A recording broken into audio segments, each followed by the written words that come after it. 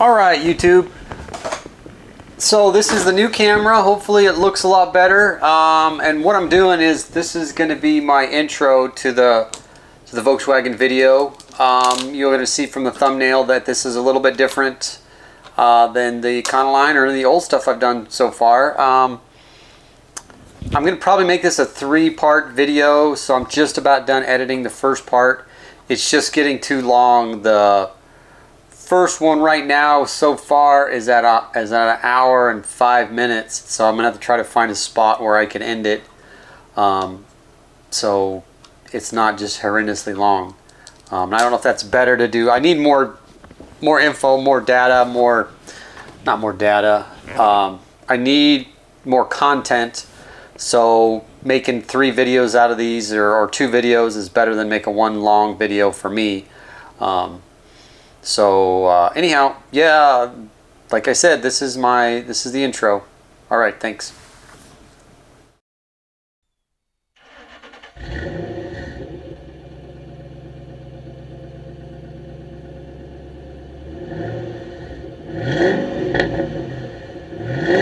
This is Travis Townsend again. I know it's been a long time since I've posted anything. I've been doing a lot of work. Unfortunately, not on the Econoline. I will get back to the Econoline. My family, we were in the process of building a house most of last year, so I've been working on Volkswagens to help make a little more money, to help put a little more down with interest rates. Everybody knows, let me get that mortgage down the best you can, the better, right? Also, my oldest daughter, congratulations, got married, and so I paid for that. I helped cover some of that, that was awesome. It was an amazing event. So happy and proud of both of them. So I thought that maybe people might be interested in what I do to try to help pay for the old car stuff and what I want to do. I want to do the old car stuff primarily. But this generation Volkswagen has a timing chain tensioner problem. I have repaired ones that had 67,000 miles on them, and I repaired ones that had 167,000 miles on them, roughly. And the tensioner just doesn't hold tension. Once I get it out, I can show you kind of the difference between the new updated version, which I believe is actually kind of like the old one, and the one that fails. The one that fails, it's just basically, there's little notches in this tensioner, and as the chain stretches, it kind of ratchets out, and it's spring loaded and uses oil pressure to help with that springiness. And the one that fails has like a little piece that kind of sits in those little grooves, and it's supposed to let it click out, but not supposed to let it click back. Well, it doesn't work, and so it'll just click back. The chain will go loose for a second, and it'll jump time, and it bends the valves. Now, Volkswagen, I don't want to.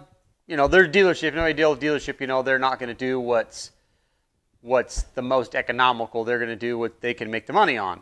And having said that, I'm not a Volkswagen tech. I'm not trained by Volkswagen. I have fixed probably a dozen or more, and I believe they all are still running. They all run good. The only one I really know for certain about is one I fixed originally for my daughter, and I sold it to a buddy. And he's put like 50,000 miles on it and just drives the snot out of it. And they put this engine in the CC, the Jetta, the GTI, the Tiguan, the EOS. EOS is the little convertible 2-door Jetta. So anyhow, I thought, well, maybe people interested in this, and so I would. And I need to get back to filming anyways. I need to get back to putting stuff online. That's what I really want to do. Anyhow. So first things first, obviously I've got it jacked up. And I can show real quick kind of if you've never ever jacked up a car or a Volkswagen, I could kind of show you how to do that real quick, and then maybe I can make a little short video for novice people. They just need to jack the car up and take a tire off or something. If they have a floor jack, you could use it with the factory jack too. It's the same spot. But anyhow, let's do that real quick, and then we'll get in to start tearing down the engine. All right, here we go. Okay, so here we are under the Jetta, well, next to the Jetta, and you can kind of see there's a little indentation. Let me see if I can get it. Well, you can see it in the camera there. This is a little arrow. It's shaped like a little point, and there's a body seam right here, and that's where you put your jack, and then that's support. I mean, this is all strong enough, but this is where Volkswagen recommends you put it. And then what I do is I just stick the jack stand right underneath this suspension port. That's a little tube right there. We go. It's kind of rounded, and that's where I put it. Now you don't necessarily have it that high. I have it that high because I'm going to be working underneath it. So, and I generally will leave one jack underneath the seam. I release the pressure on it so it's not holding the car up. All the weight is sitting on the jack stands, but I like leaving that just in case. I have one time in all these cars I've worked on, I had one jack slip off. Now it just slipped under here, and it dented the floor pan a little bit, but it didn't like go through or hurt anything. But and I wasn't under the car at the time, but it was kind of spooky. So, and this jack will come out when I go to start tearing the engine apart, because I have to take out one of the motor mounts, and so I can either, let me get up here. So when I come up here, there's a motor mount right here I'll have to remove, and so the engine will be supported by that other jack. And I could theoretically grab it here. I have a gantry crane up there that I can use. I use that sometimes when I pull the heads off, because they're kind of heavy with the head, and I leave the turbo and everything attached. So yeah. And I guess that's another point I can get to, is see if this is actually seeing me. So yeah, so this engine is classified as, this is a TSI turbocharged 2-liter. The motor before this was an FSI, and it had a belt and a little chain in the back, but it was still dual head cam. 2 valves per cylinder, or 4 valves per cylinder. The engine before this was a 1.8, and that one had 5 valves per cylinder. So that was 20 valves when you're rebuilding these heads. So that was fun. But other than the timing chain tensioner, I mean, they're a little quirky, but they're like any mechanical, any engine. They all have their little issues and their little quirks. This one's a little noisy. So I think people sometimes think there's something wrong with it when it's not, but the way it's built uses essentially the rocker cover, the cam cover is also your cam bearings, so there's no way to really replace the cam bearings. So, but it works remarkably well. So let's get to going here. So what I'm going to have to do first is, you could see I already started pulling this out. The AC wasn't working. I don't know if you could see down there. Let me get that flashlight real quick. Excuse me. Okay. So down there, you can see this little guy right here, and you could just, if you can see, it's too bright. You'll be able to see it or not. Anyhow, maybe we get it behind the camera. You might be able to see it. There's a hole in that air conditioning line. So somebody previously had worked on this, and there is a mount right here for the alternator that comes up here. Well, they tucked this behind it, and in doing that, they pulled it into that clamp down there, and they punctured the hole in it. So I'm going to need a new AC line, but that's neither here nor there. So anyhow, what I'm going to do first is I will remove the air box, I will remove the battery, and then I'll start taking all the peripheral stuff off of it, and then we'll we'll start taking, then I'll start taking this stuff off over here, and then just start tearing it down. All right, let me get to it. I'll get you set back up on the tripod and try to show you as much as I can. Try not to babble too much, but so this is a California mission car. You could tell by this little intake right here, or I'm not sure if it's an intake or if it's pulling air, or it's probably pulling air, so it's probably more of a discharge for a secondary air injection pump, and then the pump pumps air down in here, down into the head. It's supposed to help warm the car up quicker and be cleaner. I don't know if it does much of anything, but anyhow. So and then there's one Allen bolt back in there, and then this is just basically, it's got little push pins or little grommets. There's one there you can see. So you just have to kind of yank it up. It took me a while to figure that out. So let me get you on the tripod. All right, so I got the Allen wrench here. Allen socket, I guess. It's a 5. That should be loose. I got this. You'll be able to see it here. So this is the little air connector. You just squeeze, you just pinch the sides, and you pop it off. So somebody put this together wrong too, because this line here normally comes over. So somebody had this air box off and did not assemble it correctly, which it happens. Whoop, there goes my flashlight. So I've got to take this connector off, and there's different ways to do it. I like to use a little pick sometimes. You just stick it in here, and you might be able to hear it click. I don't know. No, it's not going to hear it. Then you just pull it up.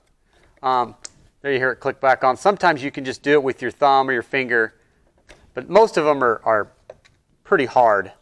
So then we got these special pliers. It works pretty good. They don't make them perfect, but it makes it a lot easier to remove those Volkswagen connectors or clamps, I guess. Push that guy off. So this should be ready. This should be free. So you just kind of grab it down here, just kind of pop it up, and then this here goes down into the little tube. I think I can't remember if they all have that. I think maybe only California Missions has that. So that's your air box. Yeah, so this is part of your California. If you can, yeah, you can see that. This is part of your California Missions thing, and it's not even hooked on, and looks like they taped it up. So I'll have to probably buy a new one of those, or I'll get an engine code. It doesn't affect the way the car drives at all. The secondary air injection pump runs for like 20 seconds. When the car is cold, you'll hear it. When you start the car up, it's actually kind of loud. And first time I ever heard it, I thought there was something wrong. So it doesn't have the battery clamp,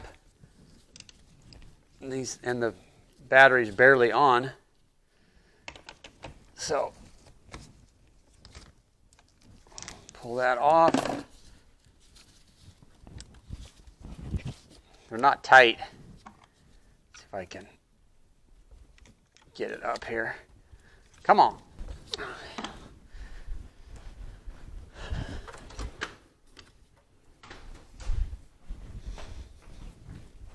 Just put this big screwdriver in here, and you can kind of spread it out, and that'll loosen it up. There we go. Positive off. And this battery acts like it's weak when I would try to start it, but it's possible that it just wasn't very tight, because a lot of times it's not tight enough, or if your car doesn't want to start very good, but you check it and it says it's got good voltage, then it could just be these need to be cleaned, because there's a bunch of crap in here, a bunch of build up. Yeah, a lot of times that just needs cleaned. All right, this is a nice battery, Die-Hard Platinum. That weighs a ton. Okay, got the battery out. Then we're going to take this battery tray out. Just 10 millimeters. And the battery nuts are also 10 millimeters. I like this little Craftsman. I have a electric ratchet that I'll use, so you'll hear too. It works really good, but the Craftsman's fine.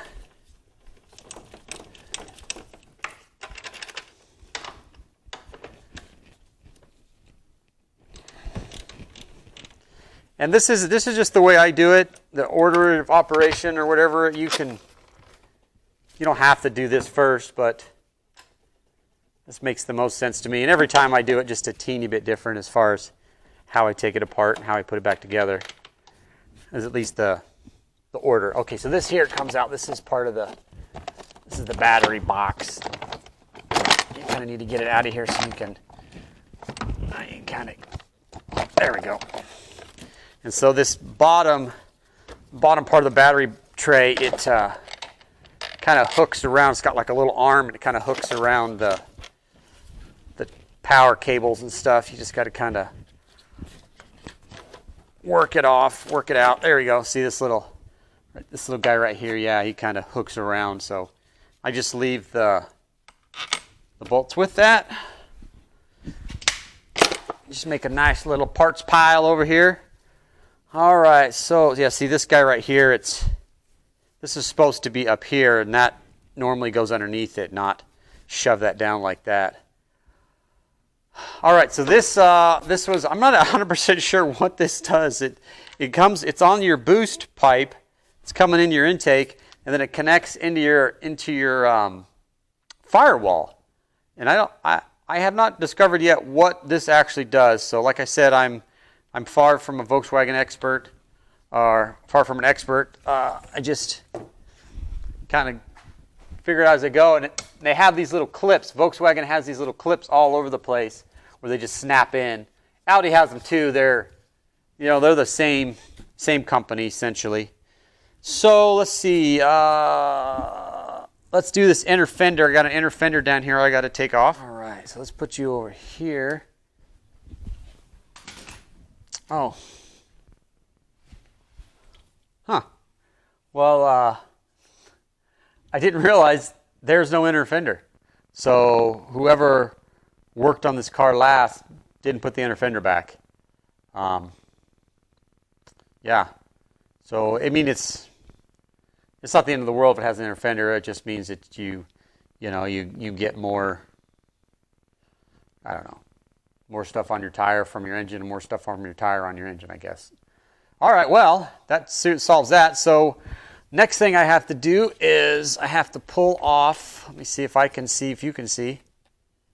So, yeah, so that's your boost pipe right there. So I need to get a different Torx bit. That one is 30. Let's get an extension here. It's hard for me to know what to show and what not to show. I'll have to edit some of this stuff out. Whoops. Let's not tighten it. We need to loosen it.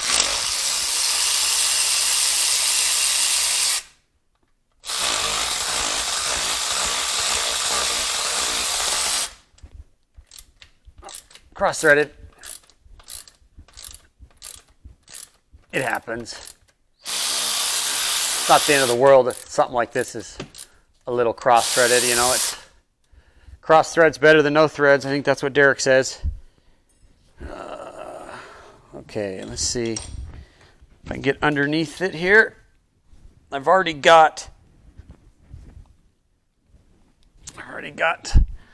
Come under here. So this is the boost pipe here. Where are you? There you are, right here. I've already got the clip off, and then the other clip is up in there. Let's see. Yeah, you can see it right there. Let's turn this down a little bit. There we go. Maybe that's better. I think I got the clip off, so let's see if it'll come out. Yep, there we go. And then this one comes off. And then that will probably drip oil. And you can see it's dripping some oil. It's not too bad. These engines are, I'm gonna sit up. these engines are notorious for using a little bit of oil with the boosted engine, the direct injection, the way the PCV valve works. Your guess is better than mine, I guess. But they use a little oil, gets in the oil, gets in the intercooler. I mean, I've this. All right, as I'm sitting here trying to edit some of this footage, which I'm not very good at, and I'm learning how to do again, I realized that I lost a big chunk of footage, so it's going to kind of jump around a little bit, and I'll try to make it as good as I can.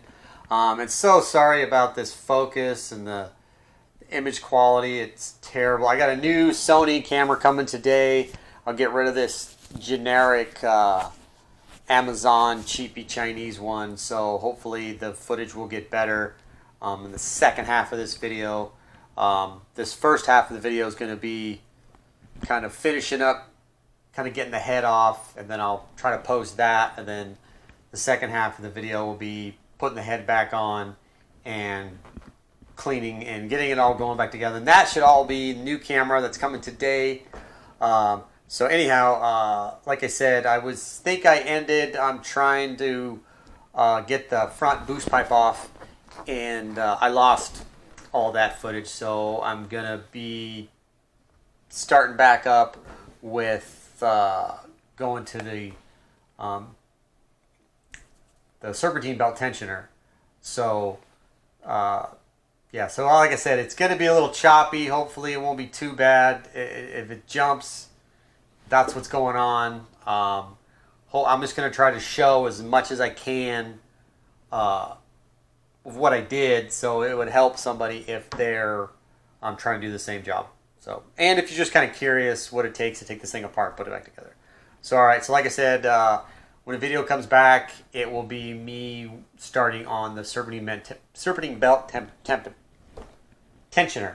Serpentine belt temperature. All right, when we come back, I'll be starting on serpentine belt tensioner. All right, thanks. Okay, so let's see if I can grab the flashlight somewhere. You can kind of see. So this is the tensioner for the. I can take this, get it in my hand, for the serpentine belt. You just have to push it. For down below, push it. It's pretty tight. And the trick is once I get the belt off, I have to try to pin it with this little pin so it doesn't come all the way back, and then I will have to remove this a little bit later so I can get access to the timing cover, the lower timing cover pan, which I call it a pan because it's metal like the oil pan. So it's just a lower timing cover, but yeah, so let me see if I can tack that. I don't know if I can show. You kind of see there's a hole right here, I think, is where the hole is. I'm not sure. I'm looking at it kind of weird. Generally, I do it from the top, but you can see it better from the bottom. So I'll probably do it from the top and then show you it pinned. So let me get after that. All right, so I got it off, and you can see that pin. See that pin there? It's a little bit of a challenge because it's pretty darn stiff, and then you have to try to get the pin in there while you have the wrenches on there. And see if this will work here. I'm trying to find a place where the camera can sit and I can move it at the same time. So that's up a little bit. That's not bad there. So I don't need the light. So what I generally do is it's a 17 millimeter on that tensioner, and I can, if I'm down below, I can push it enough with just the wrench, but it's pretty tight. And so just to make it easier, I just put another wrench on it as a little extra leverage, and that way you can just kind of do it a lot more gentle, and you're not gonna over torque the thing because you're just moving it. You know, when you're using a big old lever, sometimes you have to be careful, especially when you're tightening stuff. I mean, you're loosening stuff too. You can snap it off, but you know, more leverage works good, especially when you're not that bulky. You need a little bit extra leverage sometimes. So, all right, what's next?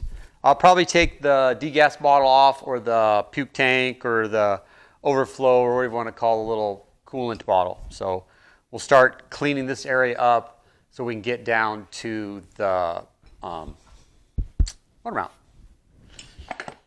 All right, so this is what I was talking about, the degas bottle. I think degas is more of a diesel term, but puke tank, whatever you want to call it, pressurization tank. So there is a little Torx bit, this little guy. There's supposed to be 2 of them, one there, and then one down there. There was only one. This line has to come off. See, it's a little tweaked. And then there's a bolt that goes in here. Normally it's a 10 millimeter. This one was a little bit different, but it's 10 millimeter, whatever. You got to get that out of the way. And there is another one of those connectors. You kind of see down in there that what you're doing is you're lifting that little guy up. That's all you're doing, but that thing will hold on really good sometimes. So this should just kind of come out now, relatively. Doing it with one hand here. So then the line goes right down here. So I'll take that off, and then all I got left is this little motor mount that they didn't put the last bolt back in, which I should have. There's supposed to be 2 of them, and there's only 1 bolt. I should have an extra one of those. I've got a bunch of Volkswagen parts. And then we'll have access to this motor mount, and then we can start taking everything off the top of it, pulling the wiring harness off and over, working on the intake manifold, because we don't need to take this off just yet. We'll need to take this off when we start taking the front of the engine apart.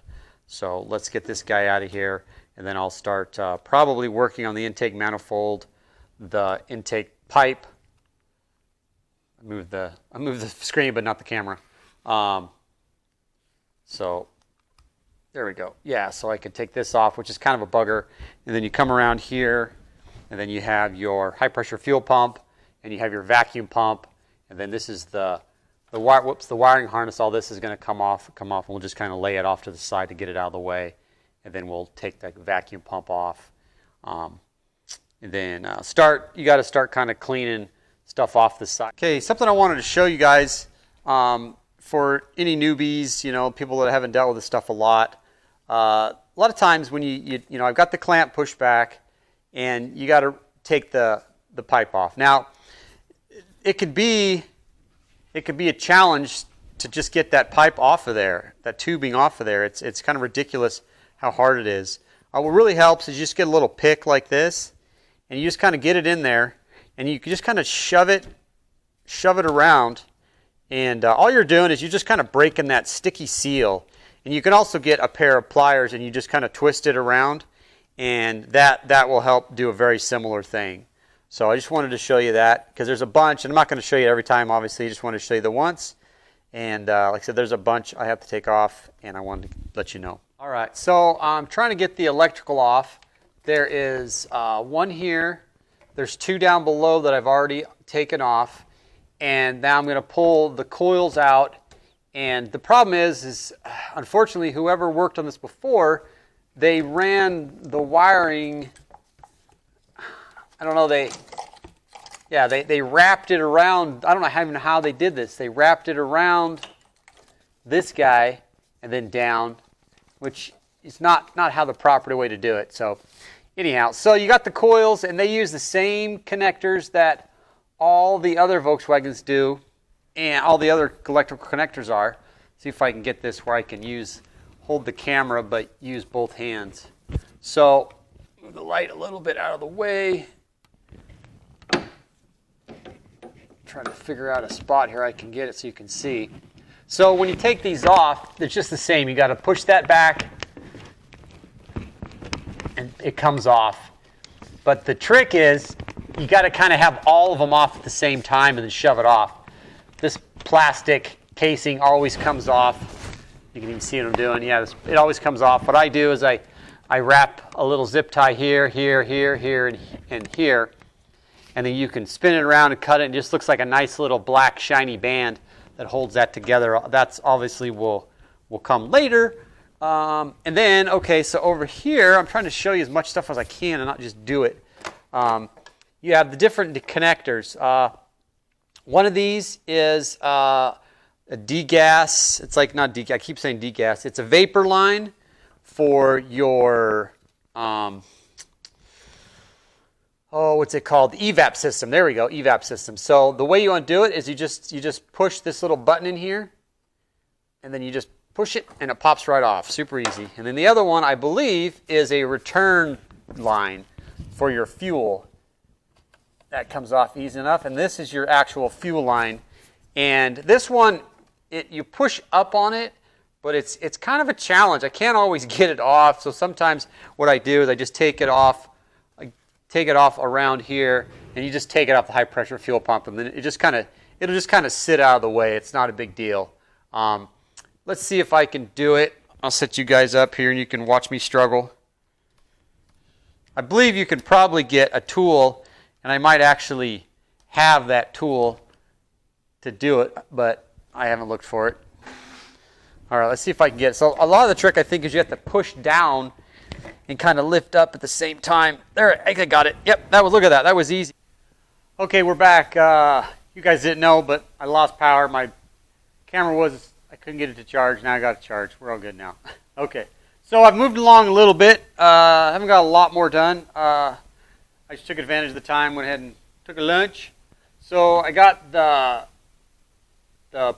back boost pipe off. This is the wiring harness here for the coils, individual coils. I just set them up there, get them out of the way. So I'll bring it around. I still got to take this off. This is part of your coolant lines, vapor lines. I think this must be some sort of coolant line. I haven't really determined. Let's see. It goes here, goes here. No, vacuum. Some sort of vacuum. Part of the vacuum system. So it must be what helps pull the vapor out or something along those lines. Anyhow, like I said, I'm not an expert. I got the connectors off here for your throttle body. This is for the oil pressure sensor. This goes over to your VVT system. And then these two go down below. One is for your divert valve. I think it's kind of acts like a boost gate, a waste gate, not a waste gate. Excuse me. Can't think of the other one. Anyways, and then this one, they're both stuff that helps the turbo. I'll think of it later. Anyhow, or I'll cut that out. So this is your cam sensor right there, and this is another line that goes back to the turbo. So we're going to start taking apart this side, and then we'll work on getting the intake manifold off. I got to take the alternator off so that I can get to some of the connections for. I think this has been off, and the intake manifold's been off. Well, I know it's been off. And yeah, there's a little brace that normally goes from the bottom of the intake manifold. You can't see down in there, it's too bright. Goes from the bottom of the intake manifold to the block, and that has been removed and not put back, which is something that I do also. If you want more information on working on these 2-liter turbos, a guy I've watched several times is Naptown Tuner. He's really good. He knows his stuff. He's been doing this for years. He was a master tech for Audi and Volkswagen. So if you need a little more in-depth information, he can definitely help you with that. If it's something you want me to do, you just throw it in the comments, and I'll try to read those comments. And if I can answer it, I will. If I can't, then I will try to do some research and find the information for you. And any comments you want to add, I appreciate it. You know, good job, bad job, terrible, talk too much, can't zoom, whatever. You know, anything helpful. You know, you call me short and funny looking, whatever. I don't care. All right, so let's see. So next thing, like I said, is I'm going to take off. This is part of your PCV system, so I can start tearing. I don't know what all you saw there. My camera keeps shutting off. I'm not sure. It's not very expensive, so that's probably why. Anyhow, like I said, I'm gonna start taking off stuff for the PCV, stuff for the PC. Take this is the actual PCV valve here. Take off the vacuum pump, high pressure fuel pump, and I'll be right back. All right.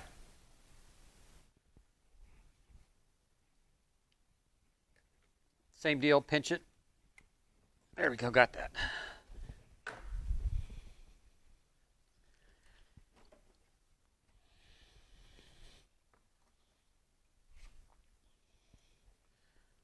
There's a lower boost hose you can see down in there, kind of. See if you can. Yeah, see, it's just pouring out. But and I've already drooled out a bunch. It's the nature of this motor.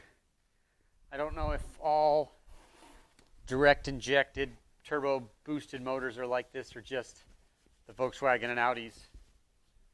I saw a video where they were putting little basically little spigots on the bottom of the intercoolers so they could come in and drain their boost line every now and again. So this right here, you can see, yeah, so this is going to be your high pressure, your fuel line coming in. Oh, that's nice. They put it back together with the wrong.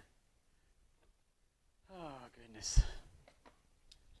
I don't know if this is what the first car I ever did looks like, but I don't think I put stuff back together as bad as this one is. Out of all the engines I've done, this one is dramatically worse in the way it's been put back together, so it stands to reason that's why it doesn't run very good. It's very possible that they actually did the timing change already and just didn't do it correctly. So like I said, this is the gas line coming from the pump. Now I took the other end off, so there shouldn't be a lot of pressure on this end, but there might be a little bit still. Yeah, there's nothing. Little droolage. When you're done with this, you're going to have a huge pile of parts. Don't let that intimidate you. You just do a piece at a time. Oh, nice. And it's missing. Oh, they put it down here. Okay. There's I don't know if you can see, kind of see. Right down in here, there's a little line. Well, it's supposed to go up here. Now, they did put it on a ground somewhere, so it probably works, but that's not where it goes. Maybe this was somebody's first time ever working on a car like this. I don't know. It's, like I said, this is one of the worst ones I've ever seen put back together improperly. I guess I can use my... So this is just, if I can get in here, yeah, there we go. This is the wrong screw also. Bolt, it works, but it's not the right one. These that have these little, you can't really see it. This camera doesn't have very good auto zoom. Anyhow, it's got like a little lip on it. Those go for the PCV valve. Or let's take this guy off. I got a vacuum, I got a coolant line back there. This little vacuum line just pulls off. This unclips here. This little thing, that unclips there. This guy comes up. It's kind of a big mess right now, but when you do this, it's like everything else. You do one thing at a time. Don't let it overwhelm you. Where did I put my, there they are. I do this all the time. I set my tools down and I can't find them.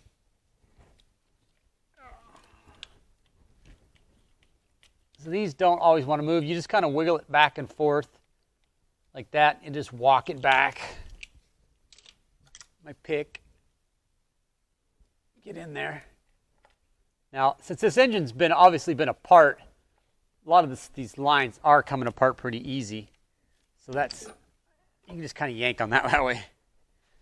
And that tubing set I just took off, it was also missing one of its bolts that supported on the other end there, but it'll function without it. So this line is just a little little vacuum line I just yank off.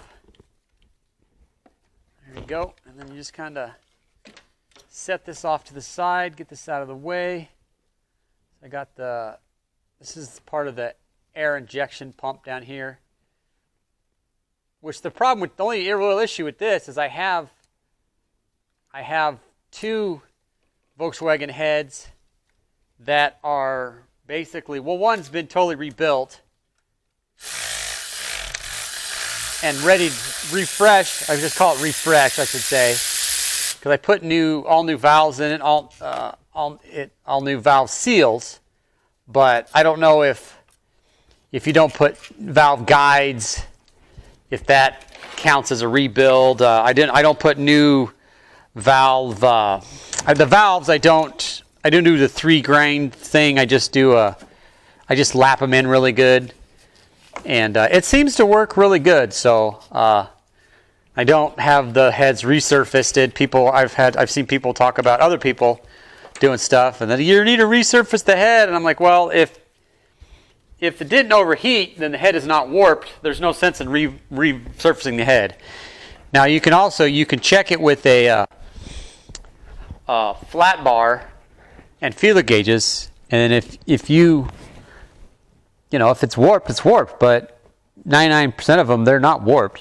They have a sequence where you take them off and a sequence where you put them on, and torque them down right with new head gasket, and they work great. So now this is the fuel line on the bottom of the hyper fuel pump. All right, so the lower line going into the main line going to the fuel pump, it's a 17. Just crack it. It's pretty easy to get to once you get all this other stuff out of the way. I've had ones that leaked, and I tightened them up a little bit with everything still on, and it was a little bit of a challenge. Threads aren't the best on this one.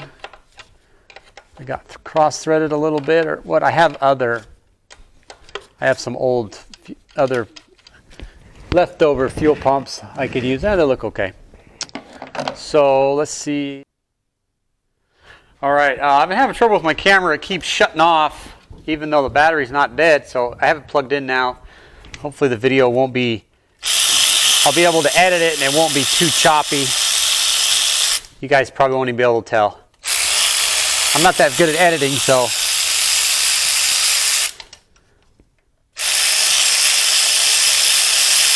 And it's not popping out, so that must mean it's down off a lobe. But normally it pops out anyways. See, I don't think these are the right. They must have glued it on or something, because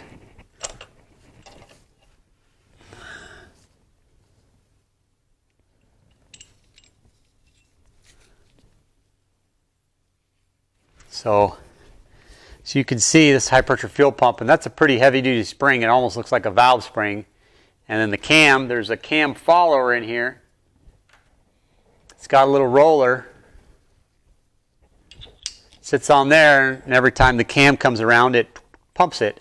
Now, I don't know if this obviously doesn't have to be in time. Well, it's in time with the cam, so I guess it's kind of in time, but I think mostly it just keeps pressure. Now, this one's nice. It's got, I don't know if you'll see that on the camera, it's got a little dimple on top, so that way it orientates it in there so it can't turn, right? So it stays on that.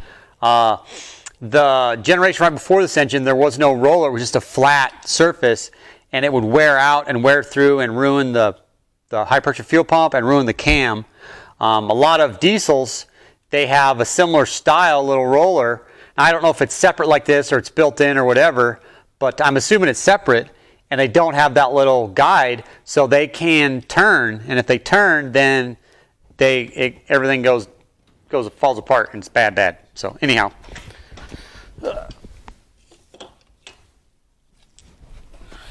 I just throw all the screws in the. I've done this enough times that I know where everything goes, what screws go where mostly. Like I said, I don't think those were the right screws. There's three bolts that hold. I keep calling them screws or bolts. 3 bolts that hold the vacuum pump on. If I can get this one lined up.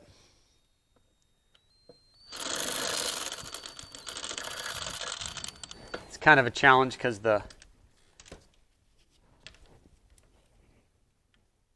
it's kind of right in the way of the. My guess is they didn't use what they were supposed to use, so that's why this isn't working. Gonna have to see what the heck is on there because it's not the right bolt. Get in front of you here. Am I just grabbing it in the wrong spot? Yeah, I think I'm just in the wrong spot. That's not. There we go, right there. Well, sometimes you can, the Torx bits are kind of nice because you can put them on at an angle a little bit and they work just fine. So it's nice and incredibly tight.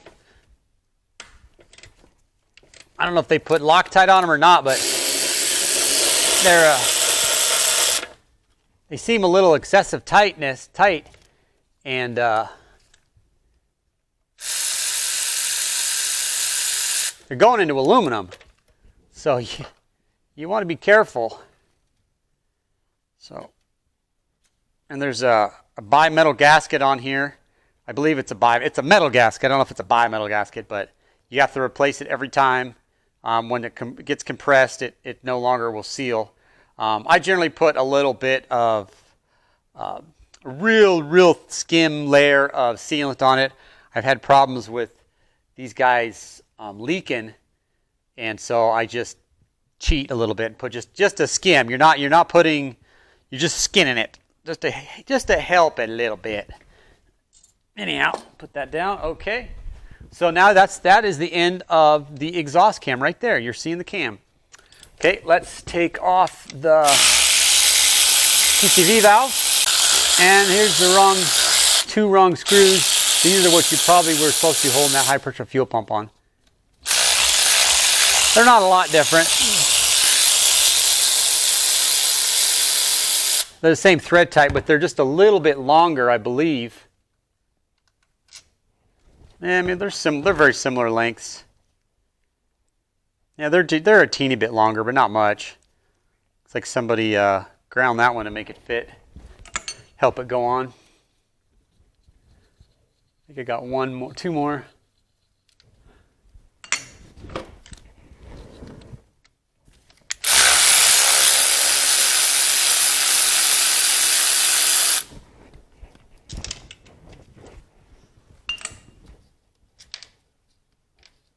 Now, these PCV valves can be kind of problematic, can cause issues. I haven't had any personal issues with them, other than when I'm working on these cars, I find one that's bad, and I'll show you only a couple ways I know they're bad. You know they're bad, short of. They will make a whistling sound out of them. That should be it.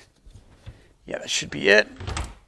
Let's pop this guy. Yeah, it came off like nothing. So right here, right away,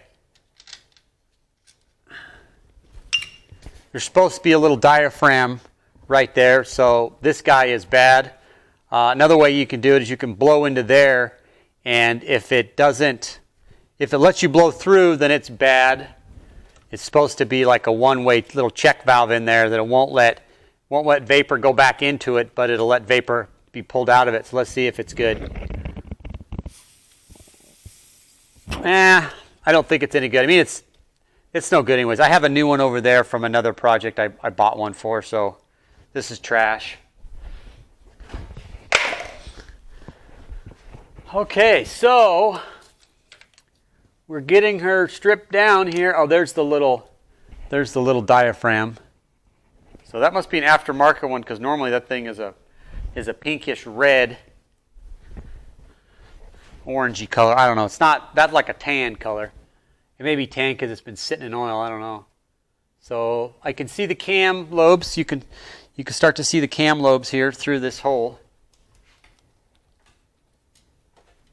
So there's cams, and they look good. I mean, there's no chittering on them. There's no gouges on them. So that's a good sign. That's good. For once so far, we have something positive to see. All the other stuff is just people not putting it back together right is mostly the issue. So, alrighty. So we're going to take the cover off, but to take the cover off, we need to take the front timing cover off.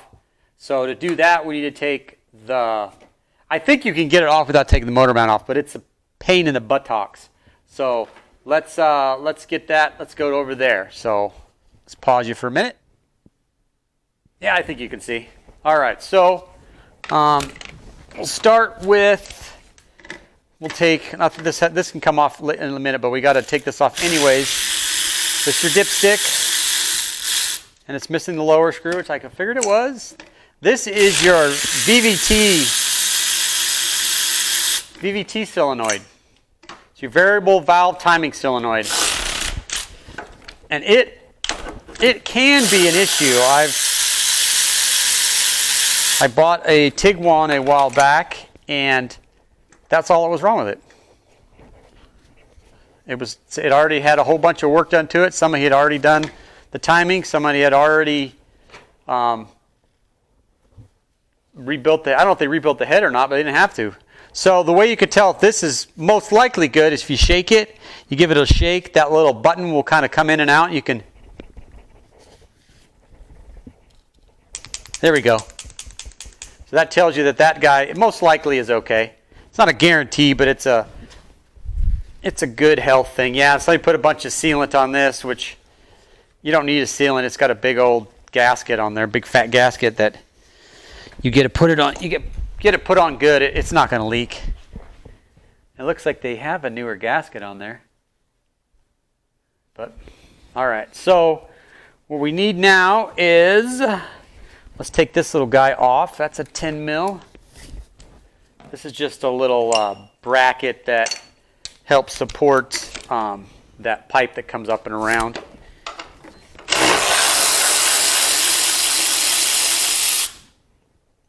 And it's missing some parts, but nothing that's critical. Volkswagen does have a tendency to have lots of little brackets and lots of little holders, and some of it's not necessarily necessary. My very humble opinion. So these first bolts, nuts, bolts you can see down there, right down the egg. You see down at that little groove, right here. There's two of them, and those are both 16s. And these I can loosen. I don't have to worry about. This is just the engine is sitting down, so you can take these off and they're no big deal. Now, Volkswagen recommends that anytime you take these off, you replace them. They're a stretch bolt, or they're a torque to spec bolt. Well, they're motor mount bolts. I don't know. To me, you don't need to replace them. It's overkill. But if you get them with new motor mount, doesn't hurt to put them on. It's a little chewed up. Now those are going into steel. These other bolts up here, you should be able to see them. Those are 18s. Now those I have to support the engine now, because that's that the engine's hanging from, those two bolts. So I'll take this jack over here, take it down. This is just the way I do it. Having the motor on a jack is nice because you have to lower it to get to certain things, and then raise it back up to get to certain things, and it just makes it a lot easier to have it where you're able to pick it up and lower the motor.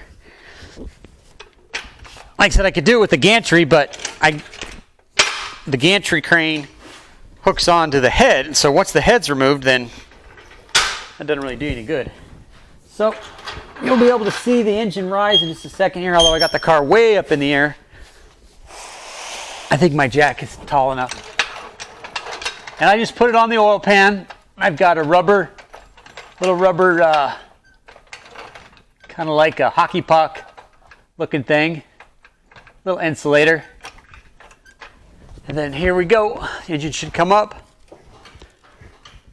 There you go. So it wiggles around a little bit, but it's not going anywhere. It has a motor mount over there, and it has a motor mount kind of in the middle that's more of a torque. It's for torque. It's not really a motor mount, but it keeps the motor from doing this when you're getting on it. And it won't really fall anywhere. But okay, so now we need an 18. So I got to get the bigger ratchet here.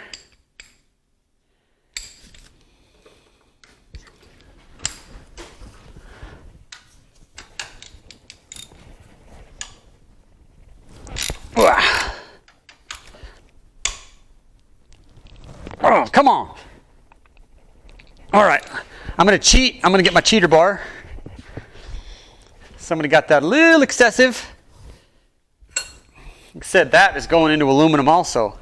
So you risk damaging your threads by putting so much torque on it. It's just a jack handle. There we go. See, just a little bit more leverage, it makes a huge difference. Lean in front of the camera here. And I have used the impact for these. Taking them off, impact's okay. I try not to use the impact when I put them back on because it's a little, you know, if I do it, I just try to go slow and then I snug everything down by hand.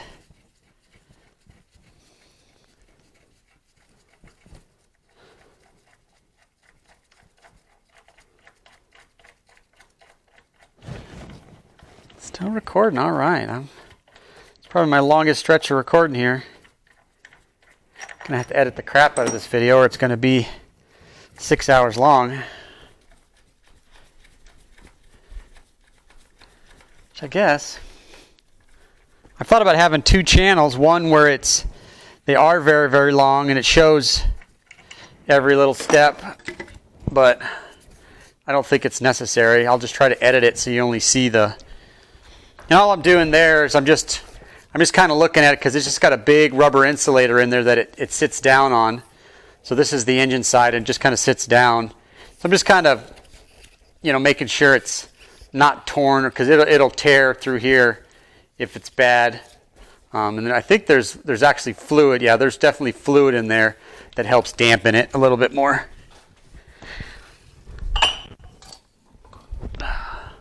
All right, so now the engine is hanging. It's just sitting on that. So the next thing we got to do, oh, that's nice. That's not even hooked up. So there's a motor mount. And if you can see here, yeah, this part right here, this is bolted to the block. Zoom in a little bit, I think. There we go. Yeah, you can see this is bolted to the block. Well, one of the bolts is not even tightened. It's all the way out. So there's two more. There's one right below it, and I'll get the bit out for that. So they're triple squares, and I got this little kit here. Where is it? There you go. They're super awesome because you can either put it on the end of a ratchet, or you can put a wrench on it. They're super. What's the word I'm looking for? Versatile? Yeah, versatile probably works. Yeah, that one's a little boogered up, but I think that's the right one. I'm going to jack it up, the motor up a little bit. And sometimes it does want to slip off that little plastic hockey puck, but it generally doesn't. All right, now that I got that off, I'll show it to you here. This is motor mount that bolts to the car, to the block, I guess you could say. So there's 1, 2, 3. This one was like not in at all. This one was a bit of a pain. Sometimes what happens is you get all three of the other ones loose, and you have this whole thing hanging on it. So doing it with the ratchet, it's really easy, but doing it by hand, but it takes 1,000 years because I can't get my electric one up in there. But doing it by hand, you can't do it by hand, so you have to kind of put one bolt back in to get the weight off of this bolt, and then you can do it, and it went pretty quick. So now we'll take that front cover off. And it is either a 30, oh crud, 30, Torx bit, there we go, spit it out, or a 10 millimeter. And I just realized the other day that it's a 10 millimeter because the Torx bit works, but the 10 millimeters, this situation's a lot nicer. It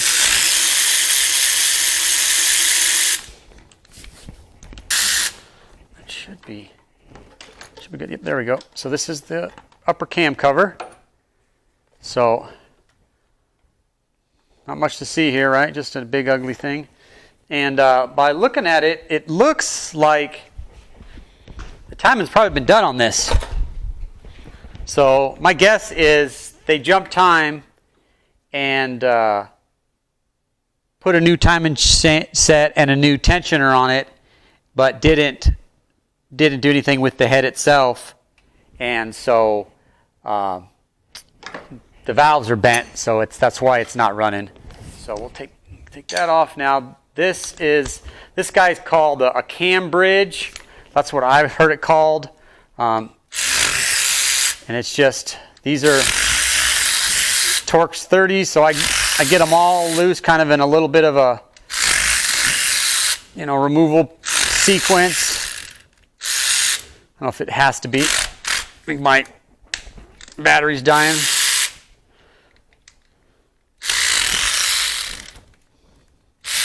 Yeah, my battery's dying. I'll have to go grab a new battery here. Once you get them all loose, then you can just... Let me go grab a new battery.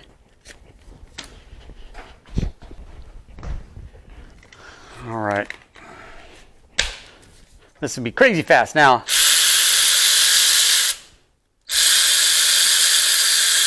Never realized how dead my battery is until I put a new battery in, then it's like, whoa, there we go.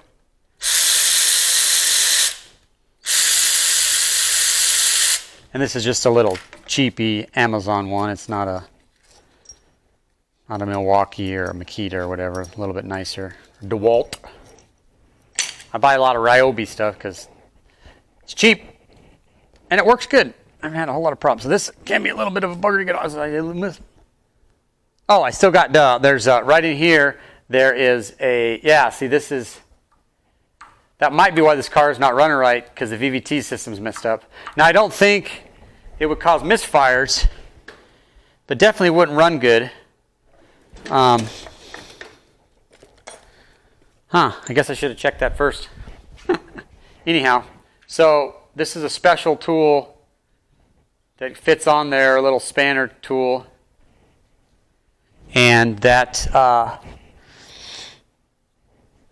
is back reverse threads. I'm trying to think of how much I could put this thing back together and see how well it ran if I just fix this. So to take it off, you want to do like you're putting things on. It's always fun to line it up. If you use the impact gun here, it works a little bit better because it won't spin the engine over. Well, that cam's got safety locks on.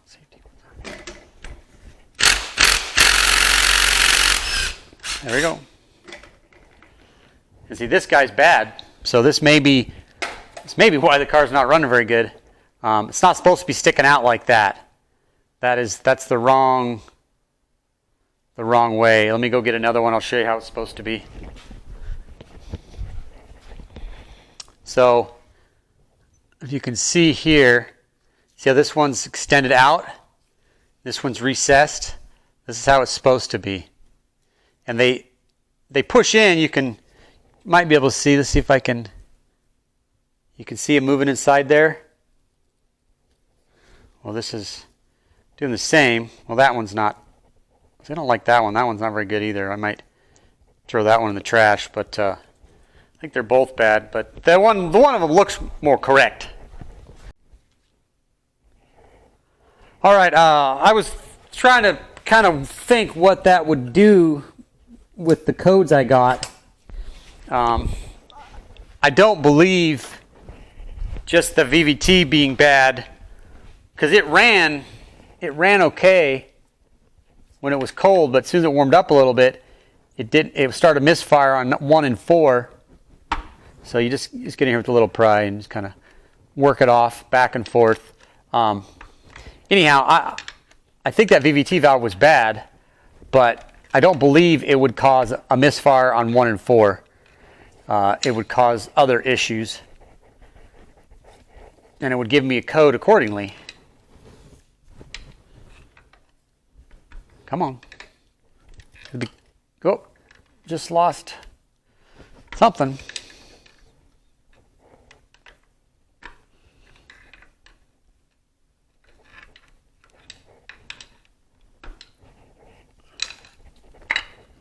There we go. Okay, so these are notorious. There's a little screen right here that is always gone. You can see it. I haven't had great luck with replacing these. A lot of times I just put the old one back on and the engine runs better. I do have a brand new one of these from, I think, a company where it's probably pretty good.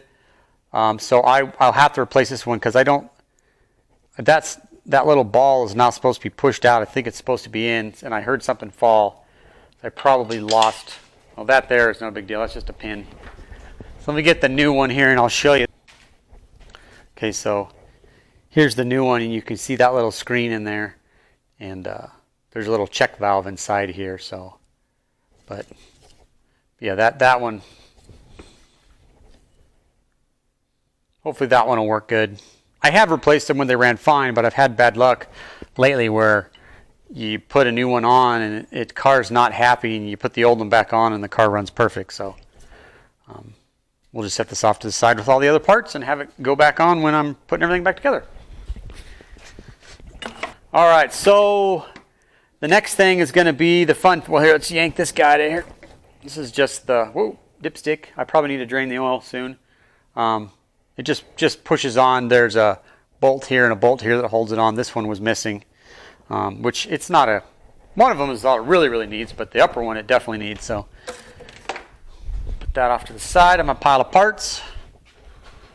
Let's just get rid of this guy because I don't need to collect old parts that are no good.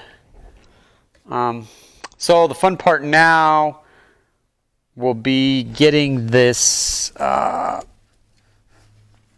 front crank pulley off. It's a bit of a challenge by yourself. I've done it several times, so you can do it, but it's a little bit of a pain. So let me set up for that, and then I'll be right back.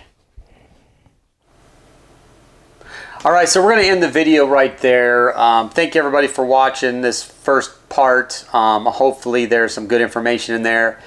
If there's anything you didn't see that you'd like to see, like I said throughout the video, I lost some of the footage. The camera just kept shutting off. I have a new camera now, so hopefully it will be a little bit better. Hopefully you can actually get close to objects and see things, and it'll focus, and it's supposed to have autofocus. We'll see how well it works. Like I said, be prepared for part 2. Not that long. I already have probably most of the footage for part 2. So basically, I just like to. Basically, I think I'm just gonna do it in 2 or 3 episodes or parts or whatever you want to call it. So, all right, thanks.